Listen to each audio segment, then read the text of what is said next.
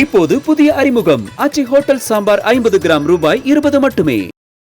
மேற்கு வங்க மாநிலம் கொல்கத்தாவில் இருக்கக்கூடிய ஐபிஎஸ்சி அலுவலகத்துல அமலாக்கத்துறை சோதனை நடத்திட்டு வர நிலையில அமலாக்கத்துறையை மேற்கு வங்க முதல்வர் கடுமையா விமர்சனம் செஞ்சிருக்காங்க.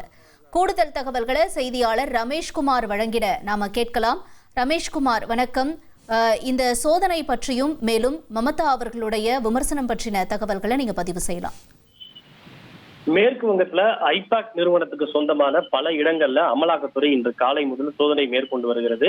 இந்த ஐபாக் என்பது பல்வேறு அரசியல் கட்சிகளுக்கு தேர்தல் வியூகங்களை வகுத்து கொடுக்கக்கூடிய மிக முக்கியமான ஒரு நிறுவனம் என்பது நம்ம எல்லோருக்கும் நன்கு தெரியும். இந்த ஐபாக் நிறுவனத்தின் பிரசாந்த் கிஷோர் அவர்கள் தான் இந்த ஐபாக் நிறுவனத்தின் நிறுவனர்களில் ஒருவர். கடந்த சட்டப்பேரவை தேர்தலின் போதும் மமதா பானர்ஜிக்கு பிரசாந்த் கிஷோர் தான் தேர்தல் வியூக வகுப்பாளராக செயல்பட்டார் என்பது குறிப்பிடத்தக்கது. தற்போது பிரசாந்த் கிஷோர் அரசியலில் இருந்து ஒதுங்கி இருப்பதால் அவருக்கு பதிலாக அவருடைய ஐபாக் நிறுவனம் திரிணாமுல் காங்கிரஸ் கட்சிக்கு தேர்தல் வியூகங்களை வகுத்து கொடுக்கிறது.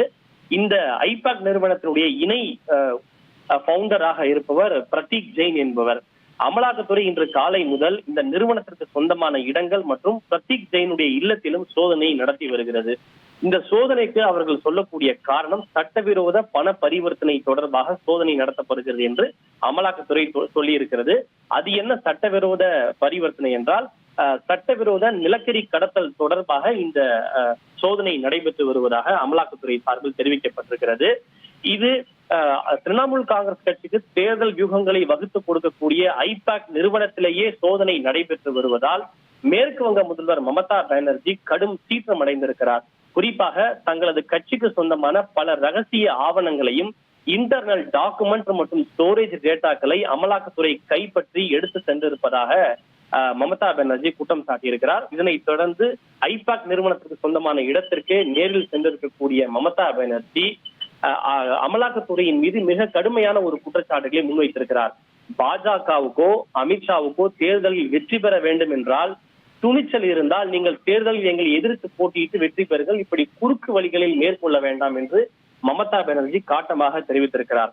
எனது கட்சியினுடைய ஆவணங்களை எடுத்து செல்வதுதான் உள்துறை அமைச்சர் அமித்ஷா மற்றும் அமலாக்கத்துறையினுடைய கடமையா? இதே போன்று நான் பாஜக அலுவலகத்திற்கு சென்று சோதனை நடத்தினால் நிலைமை என்னாவது என்ற ஒரு கேள்வியும் எழுப்பியிருக்கிறார். முதலில் நீங்கள் எஸ்ஐஆர் திட்டத்தின் கீழ் 5 லட்சம் வாக்குகளை பறித்தீர்கள். நூற்றுக்கணக்கான பாஜக ஏஜென்சிகள் இங்கு வேலை செய்து வருகின்றன.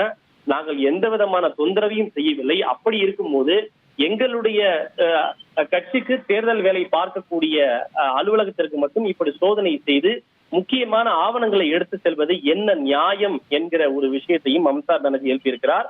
இதே போன்று இந்த சோதனை நீடித்தால் ஜனநாயக வழியில் நாங்கள் போராட்டத்தை நடத்துவோம் என்றும் அவர் குறிப்பிட்டிருக்கிறார். உள்துறை அமைச்சர் அமித்ஷாவை பிரதமர் மோடி கட்டுப்படுத்தி வைக்க வேண்டும், அவரை தலையில் தட்டி வைக்க வேண்டும் என்றும் மமதா பானர்ஜி குறிப்பிட்டிருக்கிறார். விரிவான தகவல்களுக்கு நன்றி ரமேஷ்குமார். இப்போது புதிய அறிமுகம் ஆச்சி ஹோட்டல் சாம்பார் 50 கிராம் ரூபாய் 20 மட்டுமே.